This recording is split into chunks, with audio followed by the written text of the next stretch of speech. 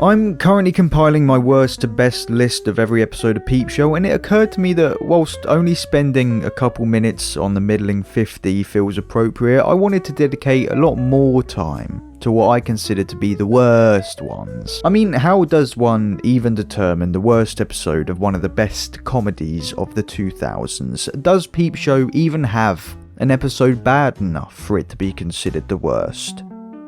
Yeah, it does. No spoilers, but I've had my number one worst episode spot filled for a while now, and most of you are going to be happy about it. I'll get to that one later on in the video, but before we get there, let's take a look at what are widely considered to be the worst of the worst. We're going to stay clear of door number 9 for a bit and take a look at Series 8's Quantocking 2. I feel like this one mainly gets a bad rap because of the last 5 minutes, which really aren't great. Comparing it to a particular previous series finale, which is kind of hard not to, seeing as they share the exact same name. The first Quantocking was a lot better structured and paced. Mark and Sophie going to the Quantocs in the first 5 minutes of the episode allows the story to slowly build up to the finale. But Quantocking 2 hasn't really got any Quantocking at all until the very end. If I asked most of you to lay out the episode plot point by plot point, I really doubt you could. I mean, I can't, but I easily could for the Series 3 finale. That being said though, the majority of what happens for most of the episode isn't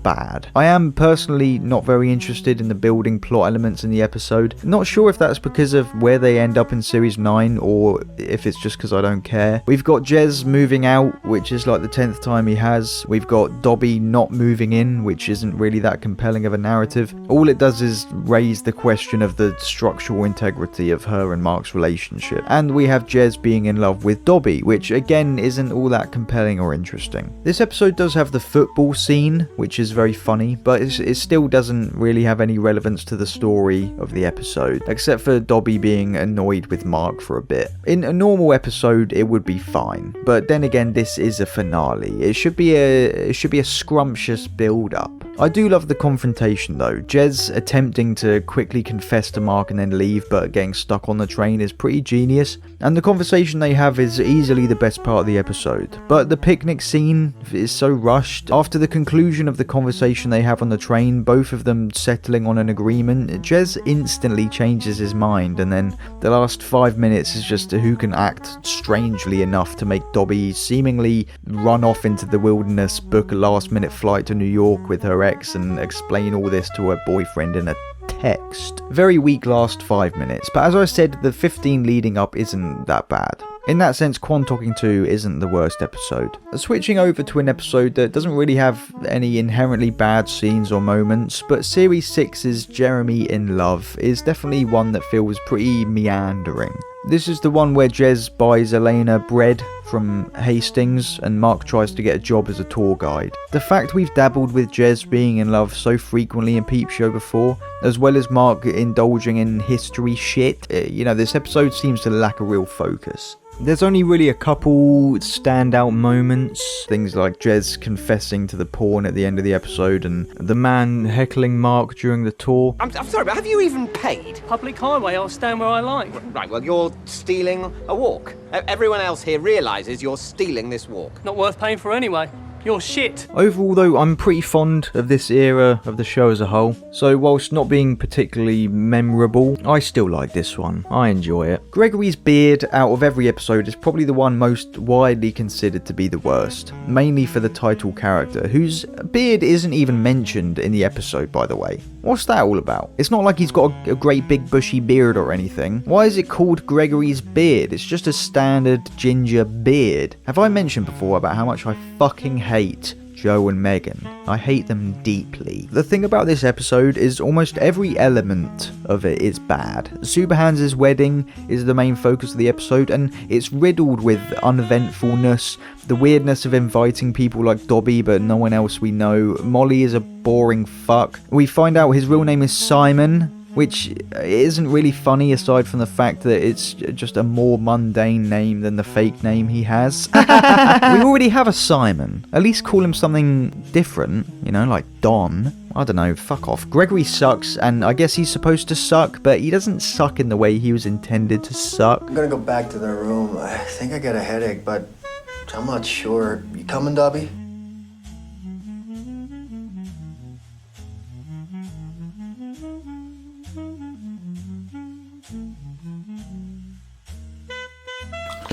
What? His awful American accent is very off-putting.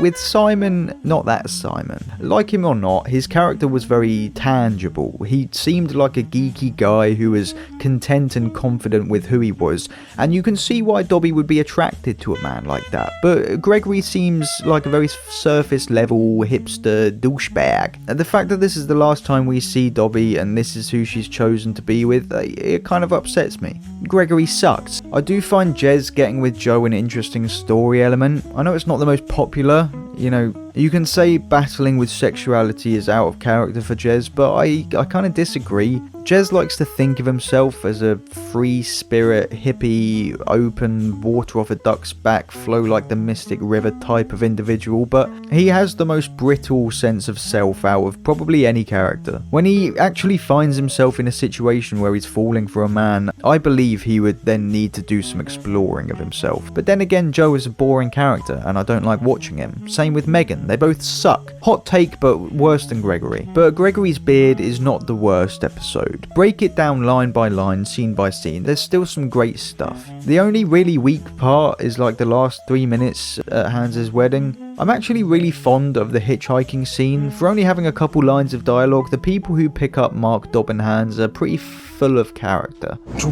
not murder him. What did you say? Nothing. Did you tell him to murder us? No, I said not to murder you. Just doing up my laces, guys. Relax, for fuck's sake. I've heard the take a strange amount of times that Series 5's Jeremy's Broke is the worst episode of the show, or at least the least enjoyable to watch, and I could not disagree more. I'm guessing it's down to just how uncomfortable Mark is in the episode, being completely manipulated by Saz, but I love it. It doesn't seem out of character. Bear in mind this was right after the wedding, and so Mark is going to be in a fairly desperate mindset. And an important thing to note is his and Saz's relationship was mutually beneficial to a degree. Obviously, it wasn't actually, but it's not like Mark didn't know what Saz was doing. He was aware she didn't actually like him, but at this point, the perception from others that he had an attractive Australian girlfriend was more than enough to allow himself to be taken advantage of. But I get people's reaction to this episode. It's a very sad ordeal to watch your protagonist go through this, and it's probably Peep Show at its most terrifyingly uncomfortable realness, so I get why people would prefer not to watch it, but it's the brutal nature of this one which is precisely why I love it so much. Let's head on back to Series 9 and have a look at Kid Farm.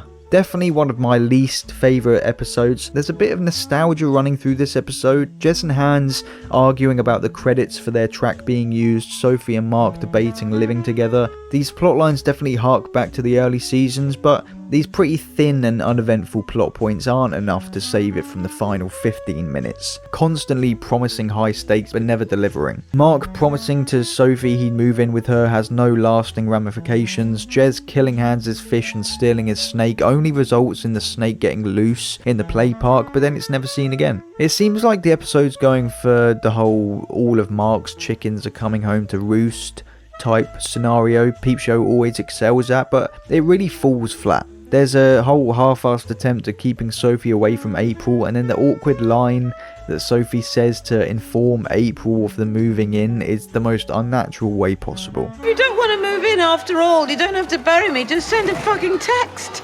I really hate when this happens, when the goal is to keep this person away from this person because this person might randomly blurt out the secret thing that's going on for no reason. They do it again in Are We Gonna Be Alright, which is another episode that could make the case for being the worst. Mark has to keep April from seeing Angus all tied up, but then she does, and Angus for no reason has to inform everyone that Mark knew about the kidnapping. Mark knew. Mark saw it all. It just doesn't feel like a natural thing he would say in this moment. He didn't say it because it's a natural thing you would inform your partner after being kidnapped. He said it because the plot called for April walking out on Mark, and there couldn't be any uncertainty around Mark's involvement. Whilst I don't think Are We Gonna Be Alright is a good ending to the show at all, I don't think it's the worst episode. Similar to Quantocking 2, the fact it's supposed to be a finale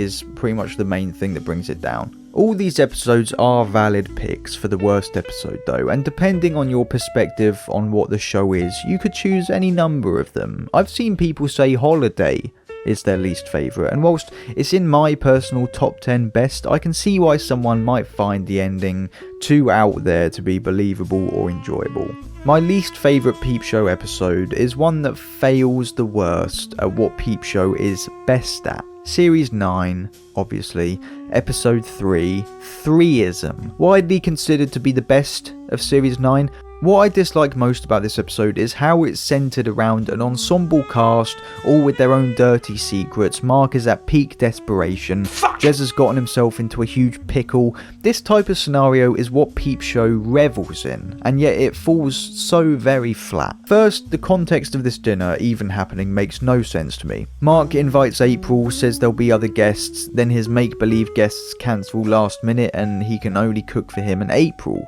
But then, last minute, April brings Angus. So instead of either cancelling the dinner or just buttoning up and stretching the meal for one other person, Mark loses his fucking mind and invites 3 other people. Mark just seems very out of character for this episode. The decisions he makes are very nonsensical. And don't get me wrong, he's made some nonsensical decisions in the past, but they are all rooted in some semblance of sense. And then we have Joe and Megan, who... did I mention I hate them? I think another reason is by this point in the show, I'm so sick of Jez being involved in another cheating / 3-way relationship situation, especially when the other 2 parties involved are boring. But despite them all being sat round a table together with grand opportunity for that classic Peep Show, character-driven, witty, bouncy dialogue, Joe and Megan and April and Angus barely say one word to one another, except for the extremely unnatural moments where Joe, Megan and Jez start openly discussing their new 3-way relationship and the logistics of it moving forward. And the same unnatural dialogue comes through when April and Angus start informing Mark on their past as a couple and the infidelity and becoming a monk. Is nothing at this table sacred? What is this, the table of truths? There are countless character-driven moments and lines of dialogue that just make no sense to me. Megan being angry at Joe and Jez for sleeping together, but she isn't ever realistically interrogated about her infidelity. April telling Angus to sleep at Mark's house for the night, uninvited by the way, plus you've known him for an estimated 30 hours in total. Bye, Mark. And thank you. Thank you for what? Hosting the worst dinner party in existence. The food was terrible, the cocktail you made was rum and water, the conversations were uncomfortable, 3 of your dinner guests had a huge argument at the table, Mark's acted insane all night, wearing eyeshadow and saying strange things. I think it's down to this episode and April and Angus's complete blasé nature that really holds me back from connecting with them as characters. Thing is, earlier series characters who were regular people like April and Angus are supposed to be would have expressed some sort of uncomfortableness in this same situation. Either that or they'd be written to have colourful personalities themselves to fit in with the strange situation, but these two's lack of much personality plus how unaffected they are kills all immersion for me in the episode.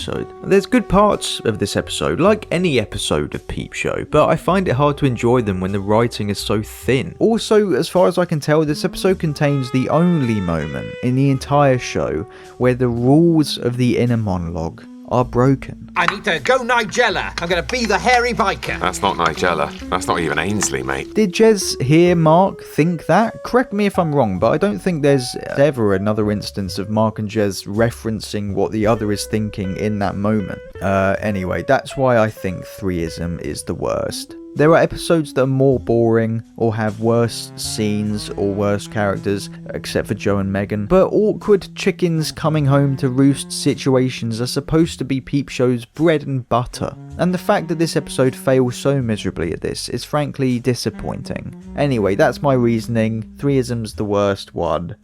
Bye.